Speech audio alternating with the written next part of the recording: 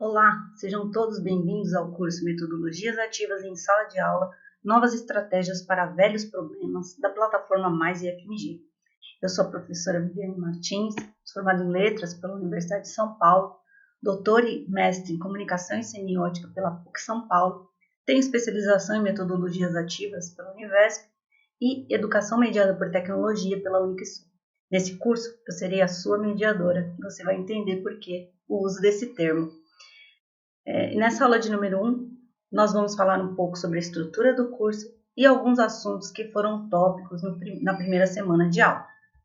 O curso possui uma carga horária total de 40 horas, dividida em 4 semanas ou módulos, e durante esses módulos você vai encontrar atividades como simulados e fórum, tendo uma avaliação final na 4ª semana. E os conteúdos que compõem essas 4 semanas de curso são divididos nos seguintes tópicos. Semana 1, as metodologias ativas e o contexto educacional do século XXI e métodos e recursos para uma educação inovadora. Na semana de número 2, nós vamos conhecer 2 tipos de metodologias ativas, que são sala de aula invertida, no controle do próprio aprendizado, e a gamificação, aprender com a ludicidade dos jogos. Na semana 3, nós trabalharemos com aprendizagem baseada em problemas e projetos, enxergando a realidade com responsabilidade e agindo com conhecimento. E, finalmente, na semana de número 4, nós conheceremos o Design Thinking na educação, arquitetando soluções e construindo conhecimentos. E é muito importante, antes da gente começar a pensar em que é metodologia ativa e para que ela existe, qual sua grande importância nesse contexto que nós temos, é conhecer o contexto que nós temos. Então, eu coloquei aqui 3 fotos correspondentes a 3 momentos na escola. Não são momentos específicos, mas sim momentos bastante distanciados, em que a gente poderia pensar que a escola evoluísse, mudasse o formato, a estratégia, o método, enfim. Agora eu quero que você observe as 3 fotos. 1895, 1970 e 2001. Será que a escola que você tem hoje, que você trabalha, que você dirige, ela é diferente dessa que nós estamos vendo aí? Pensa um pouquinho. 1895, 1970, 2001. A estrutura física parece ser muito similar nas 3. Carteiras alinhadas, crianças, ou jovens, adultos, enfim, não importa, e a figura de um professor ali à frente. Dependente do momento que está se passando, a gente pode perceber aqui na foto de número 3 que existe a presença de um televisor na sala de aula, mas independente do momento que a gente está passando, essa parte estrutural física da escola, ela se mantém muito parecida em todas as 3 fotos, e eu acredito que na sua escola também seja assim. Não importa se você tem lá um projetor, um aparelho de multimídia na sua sala, ou computadores, mas ainda tem muito disso que nós estamos vendo. Portanto, a escola, em termos de estrutura e muitas vezes em termos de método, ela se mantém a mesma. E hoje, nós vivemos alguns dilemas na educação. Hoje, século XXI, segunda década do século XXI. Nós vivemos dilemas na educação e dentre eles eu vou destacar 2 que são muito importantes.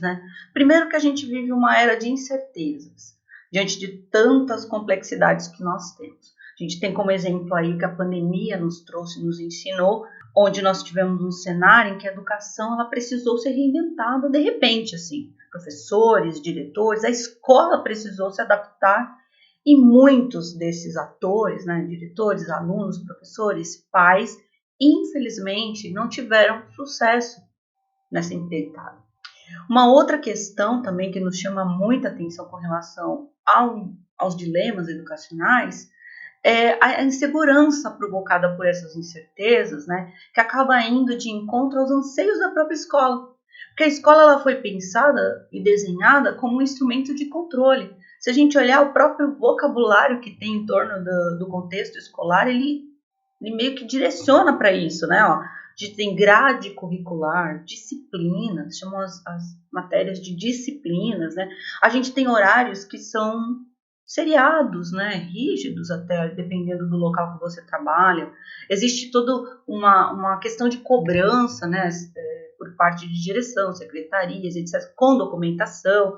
É preciso ter um instrumento ali para checagem de aprendizado, como as provas e assim por diante. Então, sempre esteve envolvida nesse contexto de controle e se vê tendo que se reinventar, modificar, seja por conta de questões que acontecem, que são as avessas da nossa vontade, né, como o caso de uma pandemia que ninguém esperava, ou ainda por conta da mudança dessa sociedade que hoje está dentro da escola.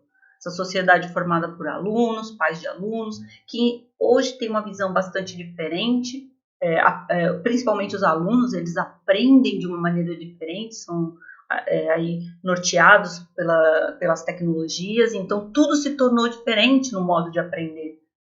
Portanto, a escola ela não enxergou isso até o momento como uma necessidade de mudar os seus métodos. E aí nós temos as chamadas metodologias ativas, que aparecem de uma maneira bastante oportuna para propiciar esse aprendizado. Haja vista que elas têm, por princípios, algumas questões bastante relevantes, como dar ao aluno um papel maior em sua educação, ou seja, mostrar para ele como ele aprende, por que ele aprende e como ele é responsável por isso. Estimular o trabalho colaborativo, em que todos possam trabalhar juntos. Organizar o ensino com base nas competências a adquirir. Isso é muito importante, saber para que fim tem aquele ensino, aquele estudo, a que ele leva. E estimular a aquisição de aprendizagem autônoma e permanente, ou seja, você não vai formar um aluno para que ele aprenda algo no momento, e sim para que ele aprenda a aprender, e isso seja uma constante na vida dele. E aqui nesse esquema, a gente pode perceber algumas diferenças peculiares entre os métodos tradicional e os métodos ativos, a aprendizagem ativa. O método tradicional ele é regido por aulas expositivas e magistrais, com a figura do professor lá no centro. São aulas expositivas, magistrais, ministradas a grandes grupos, então as salas são cheias, todo mundo, apesar de estar num coletivo grande, cada um na sua carteira, separadinho, aprendendo, cuidando da sua própria vida, digamos assim. Já com as metodologias ativas, né, seja a sala de aula invertida, a gamificação, a aprendizagem baseada em problemas e projetos ou design thinking, eles têm algo em comum, que são estratégias que funcionam com grupos menores. Não que a sala de aula seja menor, os grupos de trabalho são menores. Então o professor ele passa a não ser aquela figura central no meio da sala, mas sim um mediador que vai transitar por esses grupos, procurando extrair o melhor de cada um nos diferentes tipos de contextos, diferentes tipos de disciplinas que sejam ministradas ali, porque as metodologias ativas elas cabem praticamente em quase todas as disciplinas que você queira utilizá-las.